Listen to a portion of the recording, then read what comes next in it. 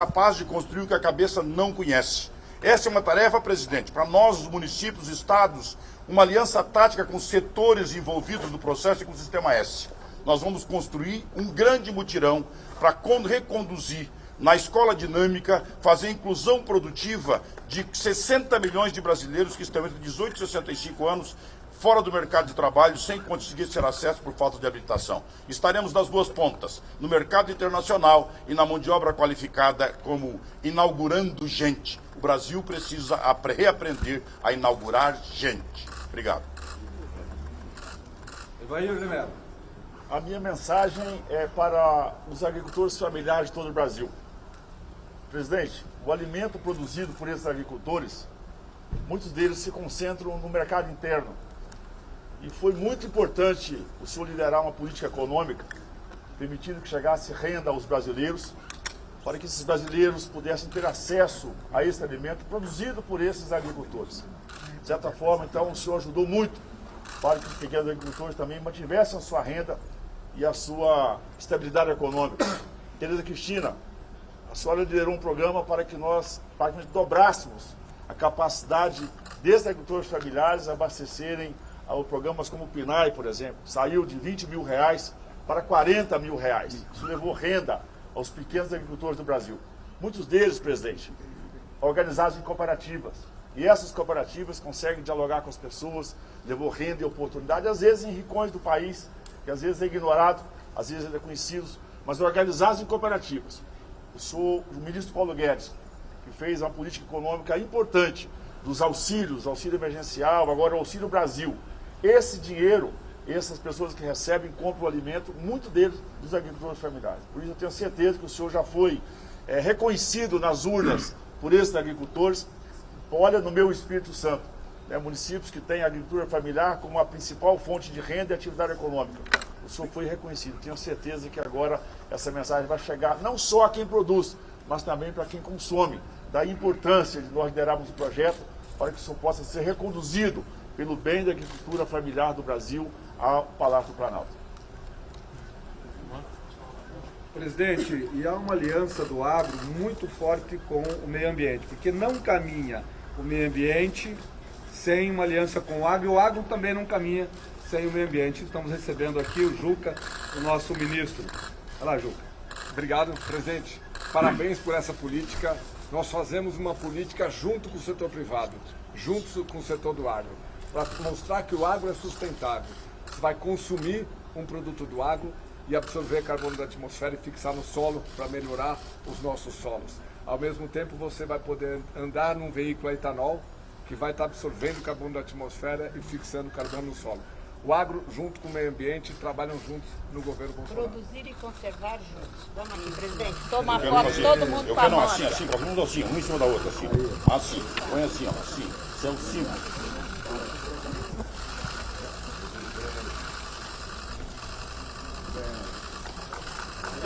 Valeu, obrigado. Obrigado.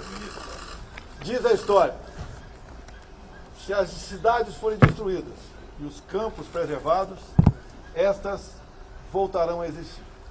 Mas se fizermos o contrário, nada será sobrado dessa história. O que é o agronegócio? Até há pouco tempo, muito estigmatizado por partidos de esquerda. Não tinha uma unidade, eles tinham problemas. E qual a missão do chefe do executivo? É fazer com que os problemas fossem deixados de lado. A primeira solução nossa, o início da solução foi o quê? Junto à Frente Parlamentar da Agricultura, pedir a eles que indicassem uma pessoa para ocupar o Ministério da Agricultura. E o nome foi indicado a Tereza Cristina. Mas não era o suficiente ainda. Nós tínhamos que ter um bom ministro de meio ambiente, que realmente entendesse a questão ambiental com racionalidade e está de mãos dadas com a agricultura.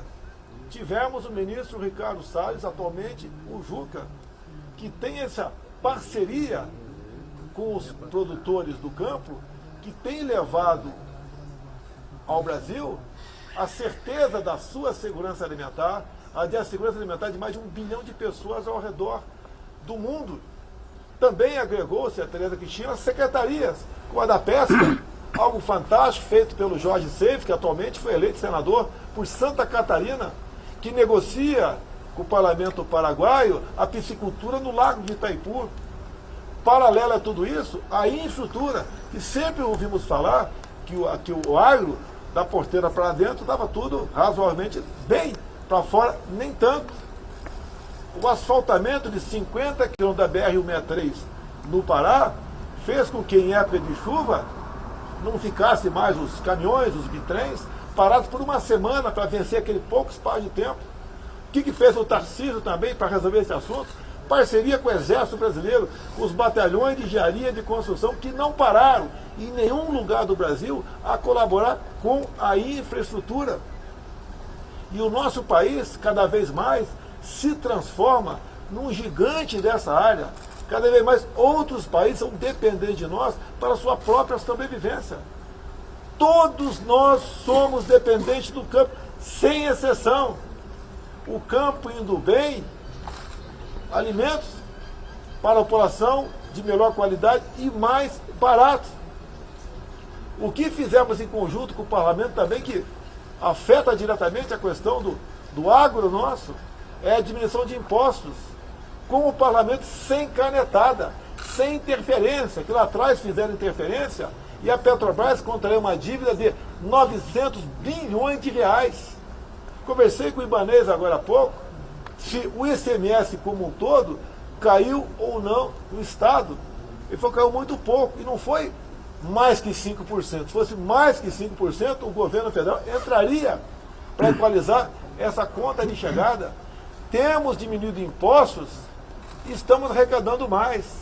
O agro não parou durante a pandemia. Foi um exemplo para todos nós e para o mundo. Agora há pouco, falou um parlamentar aqui sobre a nossa dependência em outras áreas. Parabéns! É a capacidade nossa, executiva e legislativa, de se antecipar a problema. Isso se chama de economia easy, né? É industrialização e substituição à importação. A curva de Laffer do Paulo Guedes, quando fui conversar com ele, né, logicamente que ele sabia o que era isso, né, a curva de Laffer, quanto mais se aumenta o imposto, mais tu arrecada. Chegou um ponto, continuou aumentando, cai. Essa curva de Laffer já tinha ficado bem para trás no retrovisor.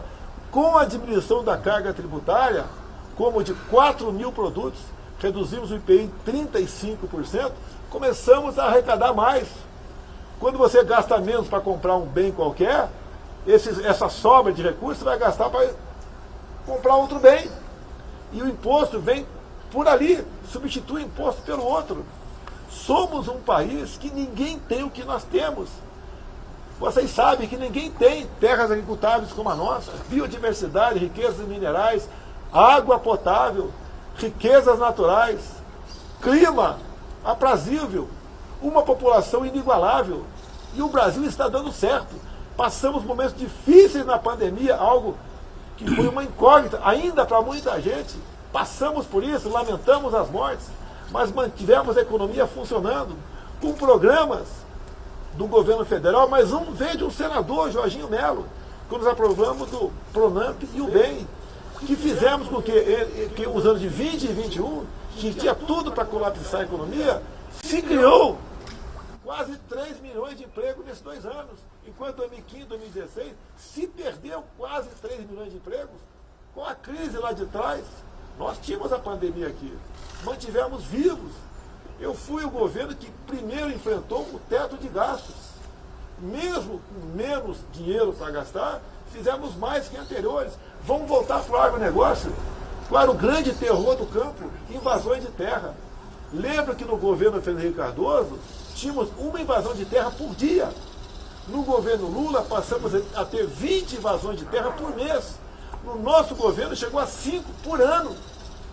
Nenhuma medida de força foi tomada contra os assentados, que eram massa de manobra do MST, do Sr. João Pedro Stede, do Sr. José Rainha. Nós titulamos terras, sugestão da Tereza Cristina, sugestão do nosso Geraldo Melo, filho do senador, que nos deixou há pouco tempo, titulando terras, 420 mil títulos. Esse homem que vivia num assentamento, onde ele não era dono daquilo, passou a ser dono daquilo. Passou a se preocupar com o futuro da tua terra. Ele sabia que a partir daquele momento, o que ele viesse a produzir ali, construir de benfeitorias, ficaria para os seus filhos e netos. Passaram a ser amigos do fazendeiro do lado. Passaram a integrar de verdade a agricultura familiar. Passaram a ter créditos.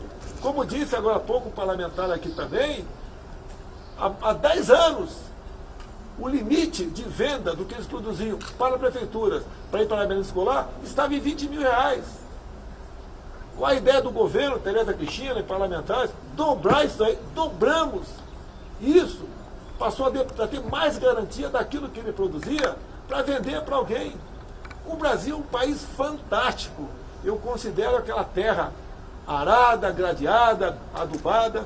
Só falta jogar a semente em cima e ir para frente. Essa semente, o que vai ser? Quem vai estar à frente do Executivo Federal? Nós aqui já decidimos quem vai estar à frente disso. É quem deu liberdade a eles, quem acreditou nos homens e mulheres do campo. Acreditou que o país, a grande vocação nossa, é o agro. Temos um parque industrial também muito bom. Quando o Paulo Guedes fala, juntamente com o ministro Juca do Meio Ambiente aqui, juntamente com outros ministros, investir em eólicas offshore, são as torres, os cataventos na costa do Brasil, descobriu que o nosso potencial lá é para gerar energia o equivalente a 50 vezes que gera Itaipu Binacional. Ou seja, é uma reindustrialização do Nordeste também. Quando se leva água para o Nordeste, se leva cidadania para aquelas pessoas. Obras paradas desde 2012, cobertas de denúncia de corrupção, de desvio, não de água, mas de recursos. E nós recuperamos isso. O trabalho do Rogério Marinho foi reconhecido no Rio Grande do Norte, foi eleito senador da República. Nós temos um quadro excelente de novos parlamentares eleitos, de outros parlamentares reeleitos também para a Câmara e o Senado, que mostram para nós que não teremos mais problemas e atritos, né, entre o Executivo e o Legislativo, se bem que os atritos diminuíram e muito quando virou o 3º ano do nosso governo. Houve um bom entendimento com o Parlamento brasileiro e agora será praticamente 100% esse bom entendimento. O terreno está arado, a terra está pronta para ser semeada e colher. E quem vai colher isso? É o povo brasileiro, com comida, com alimento, com divisa, com renda. Vamos investir também, cada vez mais, né? O Marcos Ponte deu um grande impulso tocante a isso, pouco divulgado pela nossa querida grande mídia brasileira. As ações que ele fez, dessalinização de água, maquinário vindo de Israel para cá, que funcionam para água em escolas, como temos em algumas no Nordeste, com plano piloto. Outros locais, estamos investindo em nióbio e grafeno. Imagina, o Brasil já tem a bateria de nióbio lá no Ciclotron, em Campinas. Eu estive lá por mais de uma vez. Estão agora estudando a sua super bateria agregando grafeno. O que é isso? O que o Elon Musk veio fazer no Brasil? Ele não veio aqui para passear. Tanto é que foi um bate e volta. Tá? A nossa super bateria de nióbio e grafeno já está saindo da prancheta. Em poucos minutos elas são recarregadas. Imaginem o teu carro parar num posto de combustível, tu vai tomar um café e volta, tem mais uma autonomia para 400 quilômetros. Só o Brasil tem o nióbio. Araxá é nosso. Catalão perdemos há pouco tempo. Araxá é brasileiro, vai continuar sendo brasileiro. Não sou estatizante. Mas algumas coisas devemos dizer, isso não, isso é do Brasil. Esse o governo federal tem que manter a sua vigilância, o seu trabalho em cima daquilo. Se só nós temos o nióbio, só nós realmente podemos dizer para o mundo todo que a nova matriz energética limpa, associada com as offshore, que nós vamos ter no Nordeste. Nós aqui temos também geração de energia solar. Além da eólica que falei, temos a da biomassa, a hídrica, como venho falando há algum tempo, sobre o Vale do Rio Cotinga, no estado de Roraima. Isso daria uma entrevista de 1 hora com vocês, para ver o potencial do Brasil. Nós todos, o gás também, sem comentário. Tive na Guiana e Suriname. lá com a nossa equipe do Ministério das Minas e Energia, é porque nos interessa a Petrobras, descobriu-se reserva de óleo e gás na região o equivalente às reservas brasileiras, só inferiores à maior reserva do mundo, que está na Venezuela. Imaginem, pessoal, a Venezuela tem a maior reserva de óleo do mundo e seu povo vive numa situação de pobreza semelhante ao Haiti. Por que isso? Escolhas erradas. Pessoas que não têm visão, pessoas que querem ocupar o poder pelo poder. A ocupação do poder, quer seja legislativo e executivo, é para servir a sua pátria. Não existe orgulho maior do que para todos nós, como nós vimos durante a campanha, a pré-campanha também, vemos cada vez mais o povo trajando um verde e amarelo. Assistimos, por ocasião das eleições, pessoas idosas, amparadas por filhos e netos, para ir votar. Pessoas que sabem realmente o que tem que fazer. Tem conhecimento histórico para onde estava indo o Brasil há décadas e para onde está apontando agora. Essa união do pessoal do agro aqui, da Frente Parlamentar da Agricultura, pessoas fantásticas, porque investir nessa área sempre existe o imprevisto. Eu já plantei lá atrás 30 hectares de arroz, ralei muito, tá? Mas ralei muito, tá? Para poder ficar no 0 a 0. Com novas tecnologias, como eles têm, com a nossa Embrapa, estamos chegando a 2, 3 anos a autossuficiência em trigo.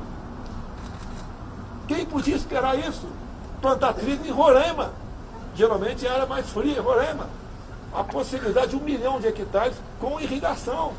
A região do Mato Piba também. Ou seja, é um país fantástico. E por que não dava certo? Eu costumo sempre dizer, né?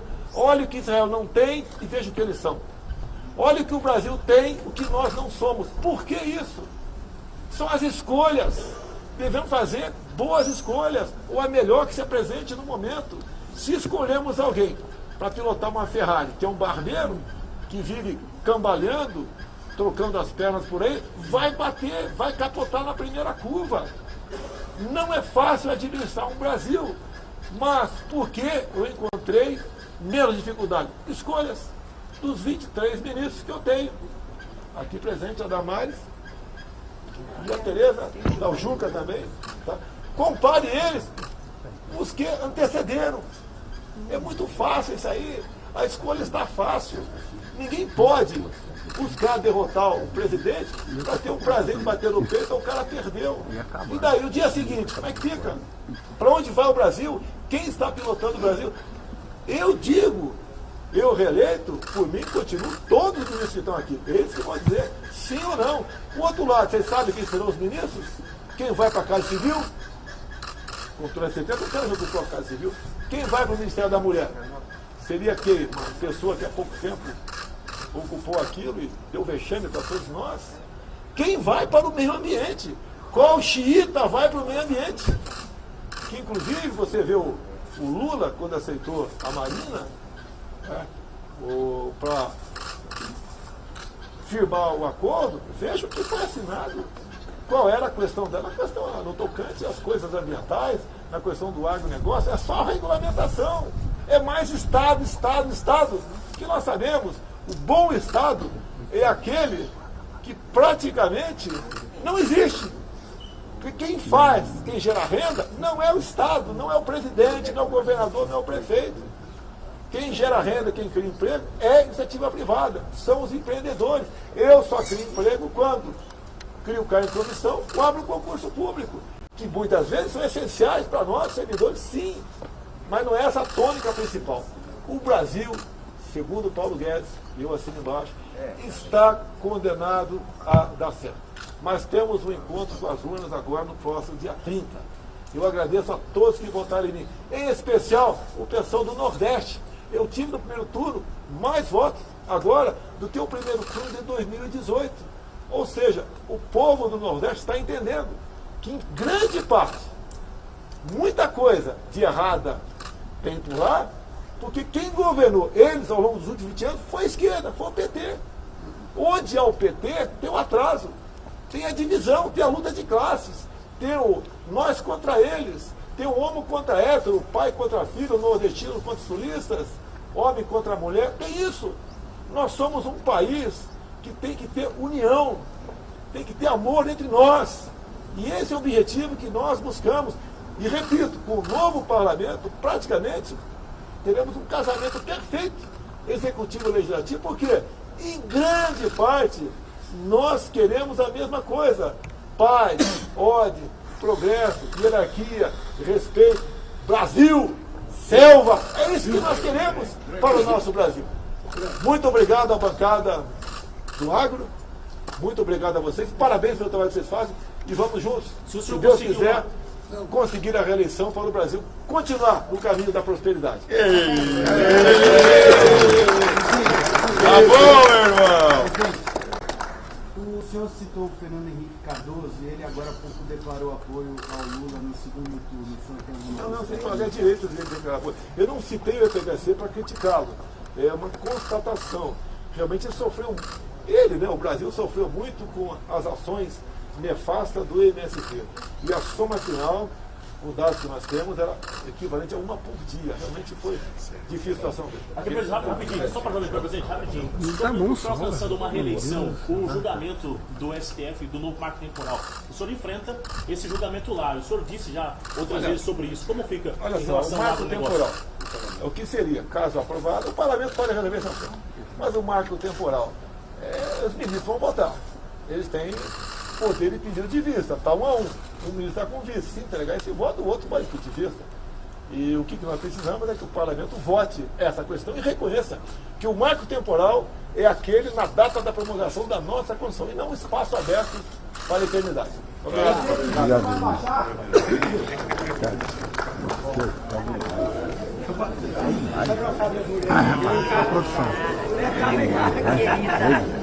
Cadê as mulheres aqui? Pra onde, mano? Bora, cadê a van?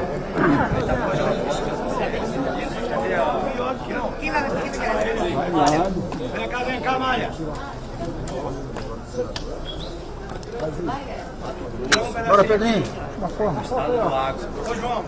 Opa, né? Pegar a van. A Damares vai falar e a milícia. Não, não. Aí, Mato Grosso, junto com o Bolsonaro, para que o time forte, o time que pensa em desenvolvimento e em paz no campo, paz na cidade. Vem, presidente. E aqui é a nossa Mato Grossense. Fernando Corrêa da Costa que o diga. É isso aí, parabéns, senador, pela sua vitória. Estamos juntos aí para trabalhar no nosso país, no nosso agro. Eu tenho certeza que o Centro-Oeste reconhece, que o presidente Bolsonaro fez o agro reconhece. Mas agora é hora de cada um de vocês sair e pedir voto para que o nosso projeto, que é o melhor projeto do presidente Bolsonaro, possa ser vencido.